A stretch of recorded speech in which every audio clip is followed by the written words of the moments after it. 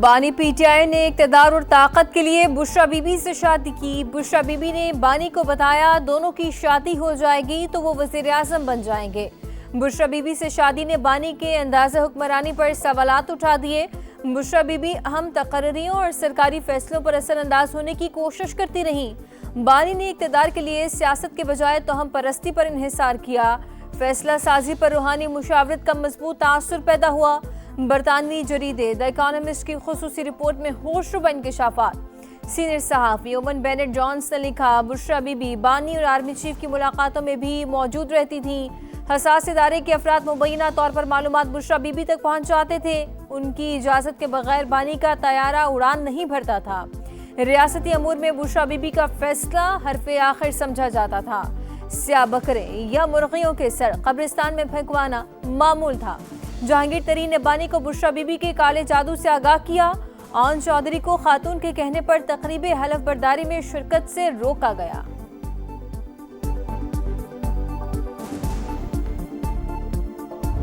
Bushra be be نے جو کیا ابھی تو صرف 10% شائع ہوا۔ صحافتی اصول اور قانونی تقاضوں کے باعث 90% مواد تو سامنے ہی نہیں لائے۔ برطانوی جریدے دی اکانومسٹ کی رپورٹ کی شریک مصنفہ بشرا تسکین کی سما سے خصوصی گفتگو، کہا بانی پی ٹی آئی پر خاتون کا مکمل کنٹرول تھا۔ 25 کروڑ عوام پر مشتمل ایٹمی ملک کو جادو عملیات کے ذریعے چلایا جاتا رہا۔ بشرا بی بی حکومتی فیصلوں، تقرر و تبادلوں سمیت ہر کام پر اختیار رکھتی تھیں۔ سیاسی تجربے کی کمی کے باعث وہ جلد ایکسپوز ہو گئیں۔ بانی پی ٹی آئی کے فیصلوں کے پیچھے جھوٹ اور بہتان کا پورا نظام۔ دی اکانومسٹ کی رپورٹ میں حقیقت کھل کر سامنے آ گئی۔ بشرا بی بی حکومتی فیصلوں پر اثر انداز ہوتی تھیں۔ وفاقی وزیر اطلاعات عطا اللہ تارڑ کی میڈیا سے گفتگو، کہا بشرا بی بی نے روحانیت کا لبادہ اوڑھا ہوا تھا، تمام معاشی اور سیاسی فیصلے کرتی تھیں۔ عثمان بزدار کو بھی ایسے ہی وزیر اعلیٰ لگایا گیا۔ برطانوی جریدے نے روحانیت کی آڑ میں شیطانیت کا پردہ چاک کر دیا۔ بانی جعلی طریقے سے بشرا بی بی تک پہنچائی جانے والی معلومات کو روحانیت سمجھتے رہے۔ 4 سال تک کوش اور پیرنی نے بانی کو بے وقوف بنایا۔ وزیر اطلاعات پنجاب اسما بخاری کا رد عمل، کہا جادو ٹونے سے جعلی پیرخانے چلتے ہیں، ملک اور معیشت نہیں۔ بشرا بی بی سے متعلق رپورٹ من گھڑت اور بے بنیاد۔ کردار کشی کی مہم مخالفین کی اخلاقی گراوٹ کا ثبوت ہے۔ پی ٹی آئی رہنما بیرسٹر سیف کا بیان، کہا بشرا بی بی کی ساکھ خراب کرنے کی ہر کوشش ناکام ہوگی۔ قربانیوں کا دور ختم ہوگا، انصاف ضرور ملے گا۔ پاکستان آرمی، ایئر فورس اور نیوی ترمیمی بلوں کی توثیق۔ صدر مملکت آصف علی زرداری نے 3 قانونی بلز پر دستخط کر دیے۔ تینوں بل آئین پاکستان کا حصہ بن گئے۔ 27ویں آئینی ترمیم کے تحت وفاقی آئینی عدالت کی تشکیل میں پیش رفت۔ 6 نامزد ججز میں سے 4 نے حلف اٹھا لیا۔ جسٹس حسن اظہر رضوی، جسٹس عامر فاروق اور جسٹس باقر نجفی کے بعد جسٹس کے آغا نے بھی حلف لیا۔ آئینی عدالت کے چیف جسٹس امین الدین نے حلف لیا۔ جسٹس ارشد حسین، جسٹس روزی خان بھی آئینی عدالت کا حصہ۔ 27ویں آئینی ترمیم کے بعد ایک اور جج کا استعفیٰ۔ لاہور ہائی کورٹ کے جسٹس شمس محمود مرزا مستعفی۔ جسٹس شمس محمود مرزا کا آئینی ترمیم کے بعد تبادلے کا امکان تھا، انہوں نے استعفیٰ صدر پاکستان کو بھجوا کر چیمبر خالی کر دیا۔ ان کے خلاف جنوری میں سپریم جوڈیشل کونسل میں ریفرنس بھی فائل کیا گیا تھا۔ ججز کے استعفوں کا سلسلہ رکے گا نہیں۔ معلوم ہے کہ مزید کون کون سے ججز نے استعفے دینے ہیں۔ ججز صرف ایک جماعت کو انصاف دیا کرتے تھے۔ اسپیکر پنجاب اسمبلی ملک محمد احمد خان کی گفتگو، کہا عمر عطا بندیال نے خود پارلیمنٹ بننے کی کوشش کی، آئین کو بگاڑا گیا۔ ججز کی تعیناتی میں من پسند افراد کو لگایا گیا۔ ان ججز کے فیصلے دیکھ لیں، دودھ کا دودھ پانی کا پانی ہو جائے گا۔ بنو لکی مروت کے سرحدی علاقے تختی خیل میں سی ٹی ڈی اور پولیس کا ایکشن۔ 5 خوارج ہلاک، اسلحہ اور بارودی مواد برآمد۔ حکام کے مطابق آپریشن فتنہ الخوارج کی تشکیل کی موجودگی کی اطلاع پر کیا گیا۔ فیلڈ مارشل سید عاصم منیر واضح کر چکے، دہشت گردوں سے کوئی بات نہیں ہوگی، کسی کو امن تباہ کرنے کی اجازت نہیں دیں گے۔ وفاقی وزیر داخلہ کا دو ٹوک پیغام، محسن نقوی کا کیڈٹ کالج وانا کا دورہ، پاک فوج کے جوانوں کو خراج تحسین پیش، قبائلی عمائدین سے بھی ملاقات، کہا پاکستان میں سرحد پار سے دہشت گردی ہو رہی ہے، اسلام آباد دھماکے میں ملوث لوگ باہر سے آئے، یہ درندے انسان کہلانے کے قابل نہیں۔ کیڈٹ کالج وانا کی تزئین و آرائش کا اعلان، کالعدم ٹی ٹی پی کو نہیں مانتے، حکومت کے ساتھ آہنی دیوار کی طرح کھڑے ہیں، قبائلی عمائدین کی یقین دہانی۔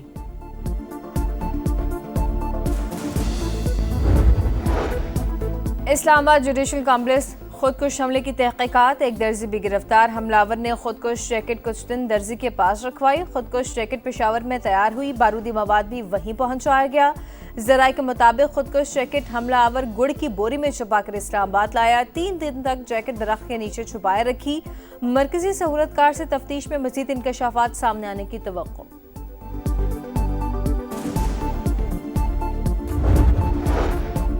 وفاقی وزیر مواصلات عبدالعلیم خان کی زیر صدارت NHA کا اجلاس، M5 کی بحالی اور بلوچستان کی شاہراہوں پر بریفنگ، نیشنل ہائی وے اتھارٹی کے پنجاب ریجن کو 4 حصوں میں تقسیم کیا جائے، ملک بھر میں نئے ریجن کے مطابق NHA ممبران مقرر ہوں گے، عبدالعلیم خان کی گفتگو، کہا سسٹم میں موجود خرابیوں اور سقم دور کرنا چاہتے ہیں، NHA دفاتر کی حالت بہتر بنائی، مکمل آؤٹ لک بہتر بنا رہے ہیں۔ پیپلز پارٹی کی طویل مشاورت اور پلاننگ کے بعد آزاد کشمیر میں ان ہاؤس تبدیلی کی تیاری، وزیر اعظم چودھری انوار الحق کے خلاف تحریک عدم اعتماد پر رائے شماری کے لیے 27 نومبر کو اجلاس طلب، عدم اعتماد کے لیے 27 ووٹ درکار، پیپلز پارٹی کو 36 ارکان کی حمایت حاصل، فارورڈ بلاک کے 10 اور نون لیگ کے 9 ارکان PP کا ساتھ دیں گے۔ کراچی کی خواتین کے لیے اچھی خبر، سرجانی عبداللہ موڑ سے نمائش تک پنک بس سروس کے نئے روٹ کا آغاز، شرجیل انعام میمن کا کہنا ہے کہ سندھ حکومت خواتین کو سہولیات کی فراہمی کے لیے عملی اقدامات کرتی رہے گی۔ سعودی عرب امریکہ سے F-35 لڑاکا طیارے خریدنے کا خواہشمند، ولی عہد شہزادہ محمد بن سلمان اگلے ہفتے امریکہ آ رہے ہیں، صدر ٹرمپ کی تصدیق، کہا سعودی رہنما سے ابراہم اکارڈ پر بھی بات ہوگی، دوسرے ملک ایٹمی تجربات کرتے ہیں، ہم بھی کریں گے، BBC کے خلاف 1 ارب سے 5 ارب ڈالر تک خرچانے کا دعویٰ کریں گے، امریکی صدر کی ایئر فورس 1 میں صحافیوں سے گفتگو۔ بھارتی میڈیا کی پھر پاکستان دشمنی، مقبوضہ کشمیر میں دھماکے کو پاکستان سے جوڑنے کی بھونڈی کوشش، بھارتی میڈیا نے دھماکے کی ذمہ داری کو نامعلوم دہشت گرد تنظیم کے ساتھ جوڑ دیا، انڈین میڈیا کے دعوے غلط، بے بنیاد اور شرنگیز ہیں، مقبوضہ کشمیر پولیس نے دھماکے کو حادثہ قرار دے دیا، بارود کے ذخیرے میں ہونے والے دھماکے سے 9 افراد ہلاک، 29 زخمی ہوئے۔ سلامتی کونسل میں غزہ منصوبے سے متعلق امریکی قرارداد ووٹنگ پیر کو متوقع، امریکی منصوبہ غزہ کا انتظام فلسطینیوں کے ہاتھ میں دے گا، امریکی مندوب کا واشنگٹن پوسٹ میں مضمون، عبوری مدت کے لیے امن کونسل کے قیام کی تجویز، غزہ کی تعمیر نو میں کونسل کا کردار اہم ہوگا۔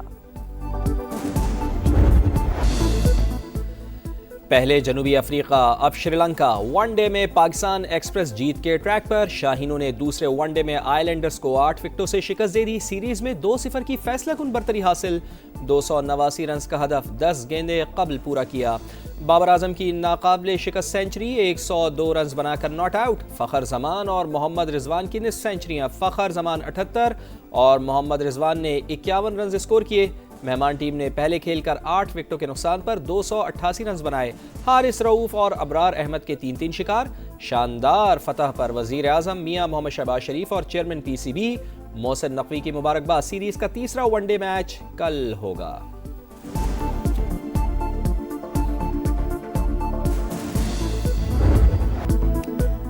807 دن 83 اننگز بعد بابر اعظم کی سینچری، سٹار بلے باز نے بیٹ پر جمی دھول رنز کے سیلاب میں بہا دی، سری لنکا کے خلاف ون ڈے کیریئر کی 20ویں سینچری، پاکستان کے لیے سب سے زیادہ سینچریوں کا سعید انور ریکارڈ برابر، یادگار اننگز پر بابر اعظم میچ کے ہیرو قرار، کہا شائقین کی طرح میں بھی سینچری کا انتظار کر رہا تھا، ناقدین کو پہلے بھی کبھی جواب نہیں دیا، اب بھی نہیں دوں گا، ان کے لیے پرفارمنس ہی جواب ہے، بابر اعظم کی سینچری کے سوشل میڈیا پر چرچے، صارفین کے دلچسپ تبصرے۔